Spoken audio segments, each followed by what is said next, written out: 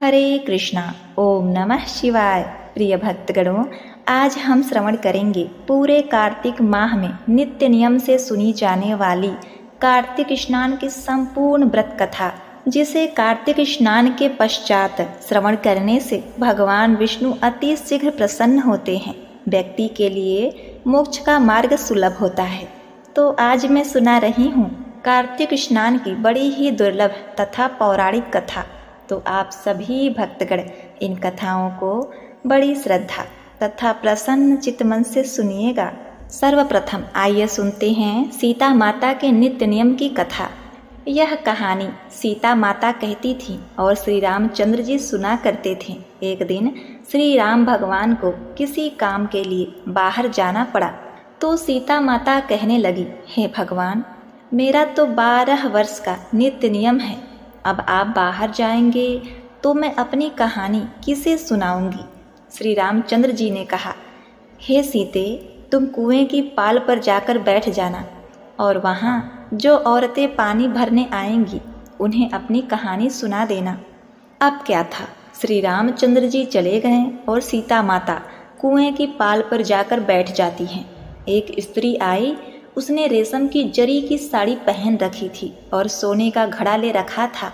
सीता माता उसे देखकर कहती हैं, बहन, मेरा 12 वर्ष का नित्य नेम सुन लो। वह स्त्री बोली, मैं तुम्हारा नित्य नेम सुनूंगी तो मुझे घर जाने में देर हो जाएगी और मेरी सास मुझसे लड़ने लगेगी। उसने कहानी नहीं सुनी और चली गई। उसकी रेशम जरी की साड़ी फट गई, सोने का घड़ा मिट्टी के घड़े में बदल गया। सास ने देखा तो पूछा, बहू, यह किसका दोष अपने सिर लेकर आई है? बहू ने कहा, कुएं पर एक औरत बैठी थी, उसने कहानी सुनाने के लिए कहा, लेकिन मैंने सुनी नहीं, जिससे यह फल मिला। बहू की बात सुनकर अगले दिन वही साड़ी और घड़ा लेकर सास कुएं की पाल पर गई। सास को वही माता सीता बैठी मिली। माता सीता ने कहा, बहन, मेरी कहानी सुन लीजिए। एक बार छोड़ो, मैं तो 4 बार कहानी सुन लूँगी। सीता माता ने कहानी कहना शुरू किया। राम आए लक्ष्मण आए, आए देश, राम आए लक्ष्मण आए, देश के पुजारी आए, नित्य नियम का नेम लाएं, आओ राम बैठो राम, तपी रसोई जियो राम, माखन मिश्री खायो राम, दूध बतासा पियो राम, सूत के पालो मीठो राम, साल दुसाला पाठो राम, साल दुसाला ओढ़ो राम, जब बोलूं जब राम ही राम, राम सवारे सबके काज, खाली घर भंडार भरेंगे, सबका बेड़ा पार करेंगे, जय राम जय राम जय जय राम। सास बोली, बहन, कहानी तो बहुत अच्छी लगी। कहानी सुनकर सास घर चली गई और उसकी साड़ी फिर से रेशम जरी की बन गई। मिट्टी का घड़ा फिर से सोने के घड़े में बदल गया। बहू कहने लगी, सासू माँ, आपने यह सब कैसे किया? सास ने कहा, बहू, तू दोष लगा के आई थी और मैं अब दोष उतार कर आ रही हूँ। बहू ने फिर पूछा कि वह कुएं वाली स्त्री कौन है? सास बोली कि वे सीता माता थीं। वे पुराने से नया कर देती हैं, खाली घर में भंडार भर देती हैं। वह लक्ष्मी जी का वास घर में कर देती हैं। मनुष्य की जो भी इच्छा हो उसे पूरा कर देती हैं। बहू बोली, हे सासू माँ, ऐसी कहानी मुझे भी सुना दो।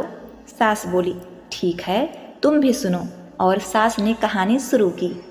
राम आए लक्ष्मण आए, देश के पुजारी आए, नित नियम का नेम लाएं, आओ राम बैठो राम, तपी रसोई जी मोर, तपी रसोई जियो राम, माखन मिश्री खायो राम, दूध बतासा पियो राम, सूत के पालो मोढ़ो राम, साल दुसाला पोठो राम, साल दुसाला ओढ़ो राम, जब बोलूं जब राम ही राम, राम सवारे सबके काज, खाली घर भंडार भरेंगे, सबका बेड़ा पार करेंगे, जय राम जय राम जय जय राम। कहानी सुनकर बहू बोली, कहानी तो बहुत ही अच्छी है। तब सास ने कहा, बहू, ठीक है, इस कहानी को रोज कहा करेंगे। अब सास बहू रोज सवेरे उठती और उसी समय कार्तिक माह चल रहा था। रोज नहाती धोती और पूजा करने के बाद नित नेम की सीता की कहानी कहती।